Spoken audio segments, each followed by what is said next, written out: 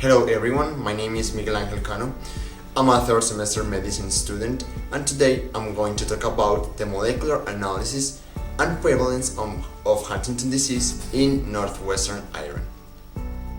First, I'm gonna do a little introduction about Huntington disease. First of all, it's necessary to talk about some general aspects about this disease. It is an autosomal dominant disease. Its principal alteration is at one specific gene, named ET15. Its symptoms are usually detectable in the fourth decade of life. In Huntington disease, the basal ganglia and cerebral cortex, which control concentration, memory, and coordination movements, are affected more than other regions. There are a lot of symptoms. I'm going to show you the most common clinical manifestation. First, we have uncontrollable muscular movements, named chorea, short-term memory abnormalities, poor concentrations, speaking problems, cognitive problems, perception, awareness, thinking, and judgment, psychological issues such as mood swings, clumsiness, changes in gait, fidgetive movements, irritability, and depression. The aim of the present study was to determine the prevalence of Huntington disease and the number of CAG trinucleotide repeats in the population of northwestern Iran.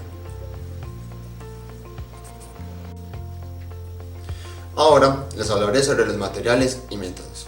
Primero hay que hablar sobre la muestra, los sujetos que se tomaron en cuenta para este estudio. Se tomó una muestra de 42 pacientes clínicamente afectados, comprobados que padecieran la enfermedad de Huntington y que no tuvieran ningún relacionamiento familiar entre ellos. La muestra fue de 18 mujeres y de 24 hombres. Además, tenemos la extracción del DNA. Para la extracción del DNA se usó el método de salting out, que es una técnica de tipo inorgánica que utiliza reactivos de bajos en toxicidad, que permite visualizar la malla del DNA. Eso se hizo ¿para qué? Para determinar la concentración y calidad del DNA extraído. Además tenemos la PCR. La PCR, o la reacción en cadena de la polimerasa, es una técnica de laboratorio comúnmente utilizada para hacer muchas copias de una región particular de ADN. Es una técnica de amplificación enzimática la cual permite el estudio de un gen específico de ADN. Y esta se usó particularmente para el estudio del gen IT15, que es el de la enfermedad de Huntington. Y por último tenemos la prueba de gel electroforesis.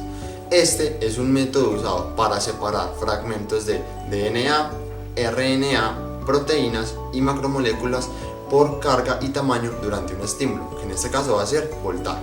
¿En qué consiste esta prueba? Esta prueba se realiza en una cámara de electroforesis, la cual va a tener dos electrodos, un electrodo negativo, que es de color negro, y un electrodo positivo, que es de color rojo. Aparte se debe emplear un buffer para suspender la muestra y un gel específico que por lo general es agarosa. En este estudio se usó para visualizar las repeticiones de trinucleótidos de CAG en pacientes con enfermedad de Huntington. Los resultados. Se hizo un estudio para determinar las repeticiones de CAG en el gen que codifica para enfermedad de Huntington, el IT15. Para interpretar esta gráfica es necesario reconocer las columnas que nos muestra dicha imagen. En la columna 1 tenemos el marcador de peso molecular. En la columna 2 no va a haber presencia de ADN. La columna 3 va a ser el control positivo para la enfermedad de Huntington. La columna 4, el paciente que está en cuestión en este estudio. Y la columna 5 va a ser el sujeto normal. Una vez reconocidas las bandas, hay que hablar de otro aspecto muy importante. Los tamaños de las bandas visualizadas del gen IT15 en controles sanos fue de 100 a 120 y con pacientes con la enfermedad de Huntington de 200 a 250 pares. Por lo tanto, según la gráfica, nos muestra que el perfil electroforético para la enfermedad de Huntington es a 2 bandas, mientras que el control negativo o paciente normal es a una banda. En la gráfica vemos que en la columna 3 y 4, las líneas superiores, vemos que el paciente con la enfermedad está un poquito descendida y la línea inferior un poquito ascendida. ¿Esto a qué se debe? A que nos establecen un rango dentro del peso molecular de las bandas. Aparte del resultado que se obtuvo en el gel de electroforesis, también obtuvimos esta tabla. Se considera que un individuo normal tiene de 5 a 39 repeticiones del trinucleótido de CAG, pero hay que tener en cuenta que entre más repeticiones de trinucleótidos haya, va a ser más propenso a padecer la enfermedad, y que pacientes que tengan más de 30 repeticiones del trinucleótido van a padecer la enfermedad. Pero va a haber un caso que va a ser una excepción. No todos los pacientes que padezcan la enfermedad van a tener más de 40 repeticiones, es decir, pacientes que tengan 20 repeticiones del trinucleótido pueden padecer la enfermedad.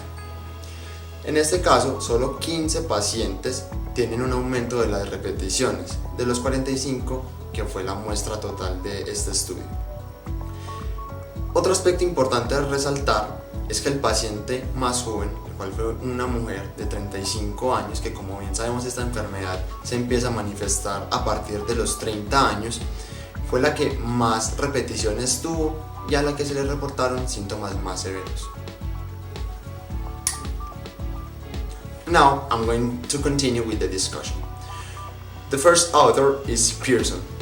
He said that in recent decades, a mechanism of mutation has been reported in humans called dynamic mutation, which is the result of the expansion of trinucleotide repeats. It is according about our study. Second, we have Lima et Silva. The results showed that the expansion of CAG in consecutive generations occurs only when the mutant allele is inherited paternally. It's not according to this study because, as we saw, there were some patients who inherited Huntington disease from her moms. Heston. Huntington disease, along with other neurodegenerative diseases such as Kennedy disease and spinocerebellar ataxia. It is according to this study. Shaw. Huntington disease is the result of CAG trinucleotide expansion in the corresponding gene, which results in polyglutamine trapped in the resulting protein.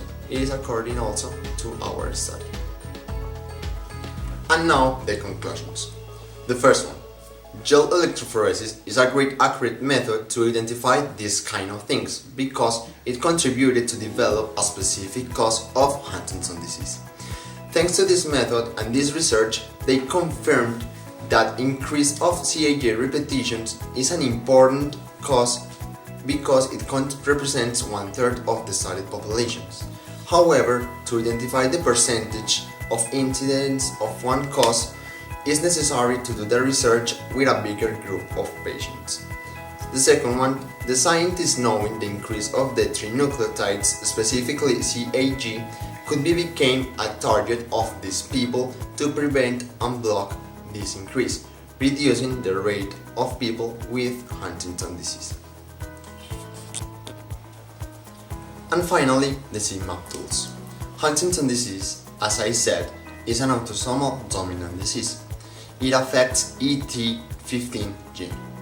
It also affects the basal ganglia and cerebral cortex, which control coordination of movements, concentration, and memory. It has clinical manifestations. For example, uncontrollable muscular movements, poor concentration, cognitive problems like perception, awareness, and thinking, and psychological issues like changes in gait, clumsiness, and irritability.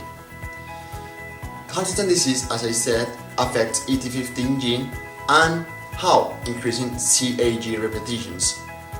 In this research, the scientific people used PCR and gel electrophoresis to identify these alterations.